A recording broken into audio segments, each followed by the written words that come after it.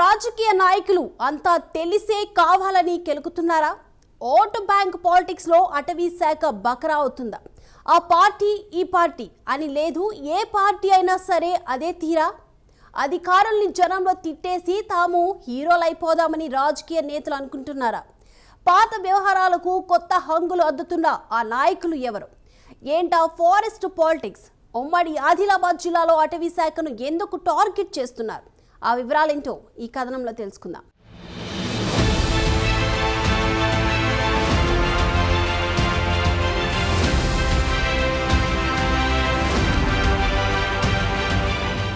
గ్రామం, మండలం లేదా జిల్లాలో ఏ స్థాయి సమావేశమైన అటవీ అధికారులను తిట్టిపోస్తున్నారట. కారణం మాత్రం పోడు పేరు చెబుతున్నారు. అడవుల్లో ఇసుకంటారు. ఎంక్రోచ్మెంట్స్ కాకుండా చూసే అధికారులు వెళ్తే మందిలోనే తిట్టేస్తున్నారు లేదా వాదిస్తున్నారట. కొందరైతే వార్నింగుల దాకా వెళ్తున్నట్టు సమాచారం. ఇలాంటి పరిస్థితులు గొడవలు, దాడులకు దారితీస్తున్నట్టు చెప్పుకుంటున్నారు. వారు ఏది చేసినా దానికి పెట్టే పేరు మాత్రం పోడు వ్యవసాయం. ఆ భూములకు పట్టాలు కావాలనేది వారి డిమాండ్. వాస్తవానికి పోడు వ్యవసాయం అనేది ఏజెన్సీ ప్రాంతాల్లో నివాసం ఉండే ఆదివాసీలకు మాత్రమే హక్కుంటుంది. ట్రైబల్స్ భూములు సాగు చేసుకుంటే వాళ్లకు చట్ట ప్రకారం ప్రభుత్వమే హక్కులు కల్పిస్తుంది.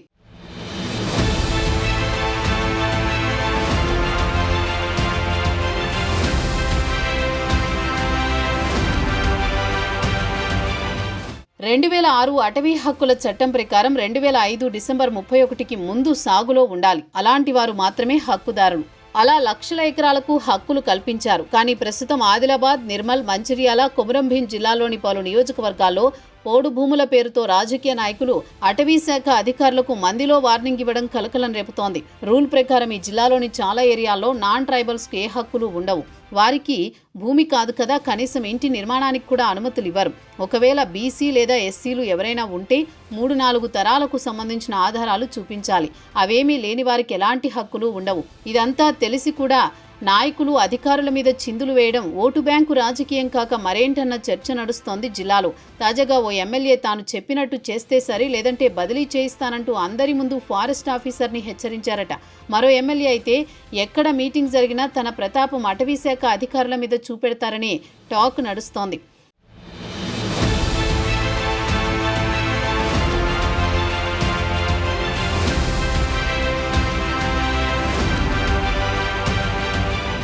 వాస్తవానికి స్కెడ్యూల్డ్ ఏరియాలో గిరిజనేతరులు హక్కులు కావాలన్నారంటే అది చట్ట విరుద్ధం. ఇప్పుడు మాత్రం ఎలాంటి పట్టాలిచ్చే ఆస్కారం ఉండదు. అటవీ భూములు కబ్జా చేస్తే అధికారులు చర్యలు తీసుకోవడం తప్పు కాదు. ఇదంతా తెలిసి కూడా రాజకీయ నాయకులు కొత్త రాగం అందుకుంటున్నారట. పోడు అనగానే ఆదివాసీలనే అభిప్రాయం అందరిలో వస్తుంది. కానీ అది పోడు కాదు, కబ్జా అంటున్నారు అధికారులు. బీఆర్ఎస్, కాంగ్రెస్, బీజేపీ పార్టీ ఏదైనా అందరి అస్త్రం మాత్రం పోడే.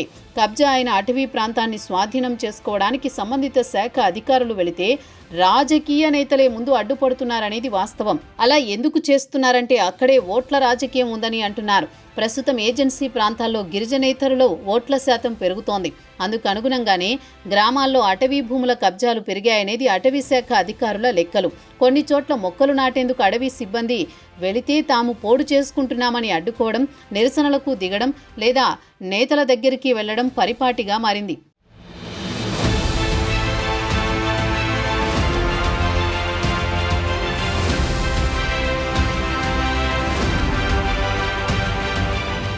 ఇదే అటవీ అధికారులకు ఇబ్బందిగా మారుతోందట. గ్రామస్థాయి లీడర్ నుంచి ఎమ్మెల్యేలు, మంత్రులు సైతం దీనికి మినహాయింపు కాదంటున్నారు. సెన్సిటివ్ ఇష్యూ కాబట్టి పోడు అంటే అంతా తమకే జై అంటారనేది నేతల లెక్కగా తెలుస్తోంది. టైగర్ జోన్ పరిధిలో ఓ వర్గం వద్ద ఒకే మండలంలో సుమారు 20,000 ఎకరాల అటవీ భూములు కబ్జాలో ఉన్నాయట. మరో రేంజ్ పరిధిలో 5,000 ఎకరాలు నాన్ ట్రైబల్స్ చేతుల్లోకి వెళ్లాయి. ఇలా ఉమ్మడి జిల్లాలో గిరిజనేతరుల చేతుల్లో సుమారు 70 నుంచి 80,000 ఎకరాల వరకు ఉన్నట్టుగా అధికారుల లెక్కలు చెబుతున్నాయి. బడాబాబుల అడవులను కబ్జాలు చేసి చరిత్ర ఉమ్మడి జిల్లాలో ఎలాగూ ఉంది. అయితే వీటన్నింటినీ అధికారులు స్వాధీనం చేసుకోవాలని చూస్తే మాత్రం రాజకీయ స్వార్థంతో కొంతమంది నాయకులే అడ్డు తగులుతున్నారని చెబుతున్నారు. మొత్తంగా ఓటు బ్యాంకు పాలిటిక్స్ అటవీ భూముల పాలిట శాపంగా అయ్యాయన్నది విస్తృత అభిప్రాయం.